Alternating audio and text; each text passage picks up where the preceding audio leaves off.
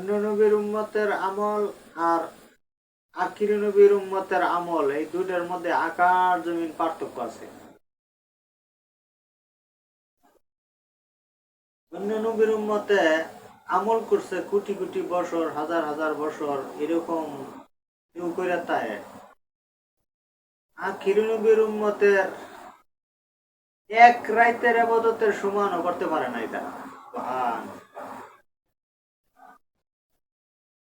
মানে ইসরায়েলের এক লোক 500 বছর একটানা আমল করছে। এই 500 বছর একটানা আমল করার পরেও আখিরি নবী মুহাম্মদ সাল্লাল্লাহু আলাইহি সাল্লামের উম্মতের এক রাতের সমান আমল করতে পারে নাই। আল্লাহ তাআলা এমন রাত্র রাখছেন, এই রাত্রটা রমজান মাসে 20 রোজার পরে 21 রোজা, 23 রোজা, 27 রোজা, 29 রোজা, এরকম বেজুর এই 4টা রাতের ভিতরে যে কোনো এক রাইতে শব কদরের রাত্র বলে একটা রাত আছে রমজানে।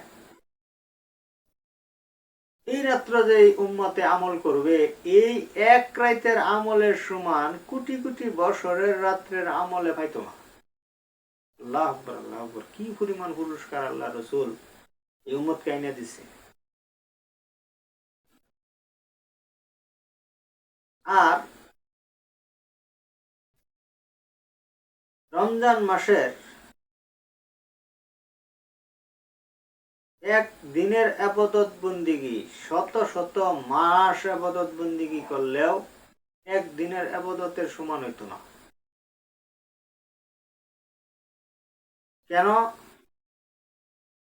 এই রমজান মাস কোন নবী রাসূলকে, কোন নবী রাসূলের উম্মতকে দেয় নাই।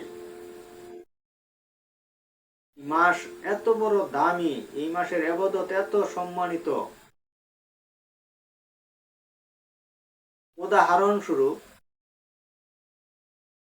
এর আগে, রমজান পাওয়ার আগে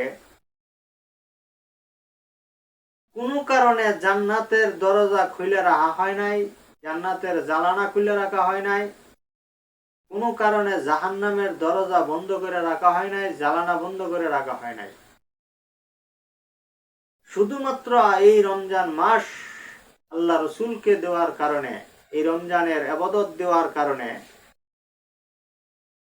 তা তোটার লগে লগেই আল্লাহ তাআলা জান্নাতের দরজা খুলে রাখে, জানালা খুলে রাখে, জাহান্নামের দরজা, জাহান্নামের জানালাগুলো আল্লাহ তাআলা বন্ধ করে দেয়। এমনকি মৃত ব্যক্তিদের কবরের আযাব বন্ধ করে রাখা হয় রমজানের কারণে। আল্লাহু আকবার, আল্লাহু আকবার। এই জন্য সামনে আসতেছে রমজান,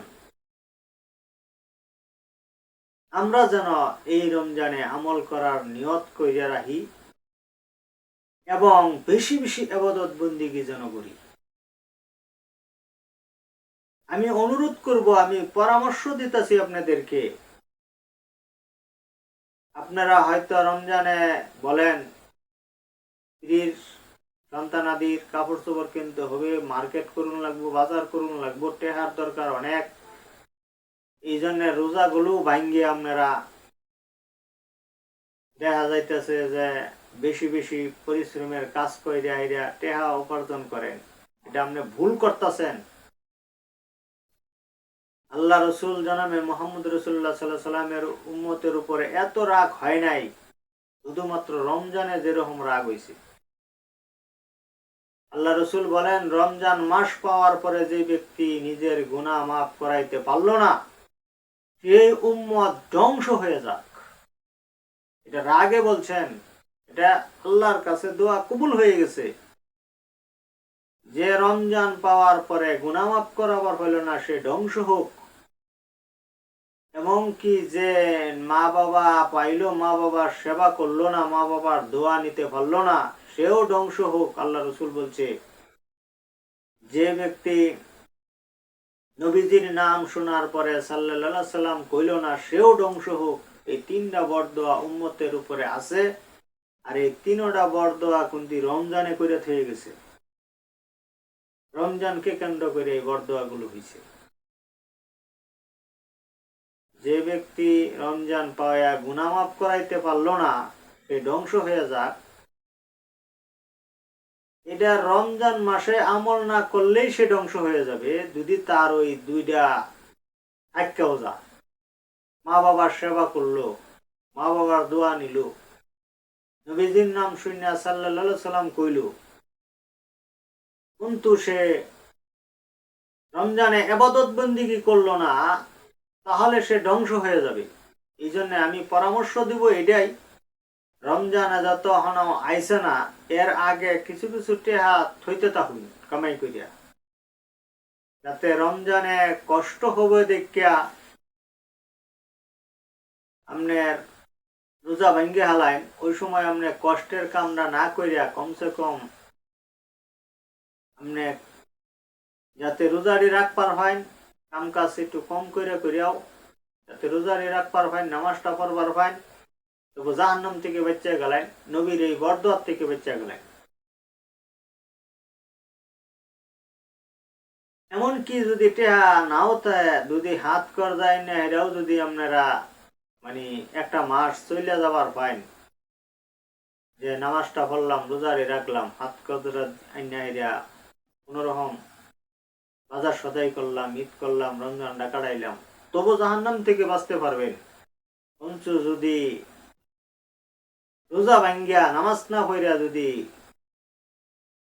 মানে মার্কেট করতে হবে, বাজার সদাই করতে হবে, এই জন্য কাম কাজ কইরা যদি একটা মাস চলিয়া যান, আপনি নিশ্চিত ধ্বংস হয়ে যাবেন। এই জন্য আমি উদ্দেশ্য করতেছি সমস্ত মুমিন মুসলমান ভাইদের উপরে,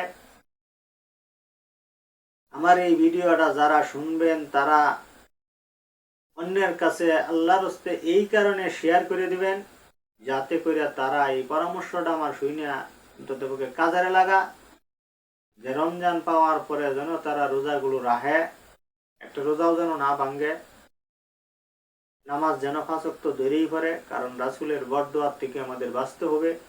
নবী যদি বরদোয়া কইরা থেকে গেছেন, এই বরদোয়া নিয়ে যদি আমি আপনি মৃত্যুবরণ করি, আল্লাহর কসম খাইয়া বলি, আপনি আমি জান্নাতের গ্যারান্টি হইতাম না, রাসূলের শাফায়াত পাইতাম না। আর যদি বরদোয়া আমনে আমার উপরে না থাকে, বরদোয়ার থেকে বাঁচতে পারি, তাহলে আশা করা যায় আল্লাহ রসুলের শাফায়াত পাবো, জান্নাতও পাবো।